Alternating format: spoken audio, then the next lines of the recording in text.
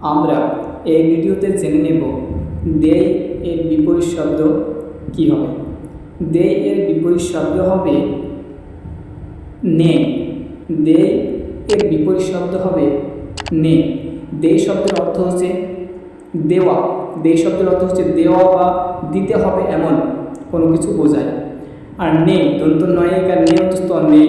নেই শব্দের অর্থ হচ্ছে নেওয়া বা নিতে হবে এমন কিছু বোঝায়। নেই দুটো উচ্চারণ হয়, একটা দন্ত নয়িকার নে হস্যই।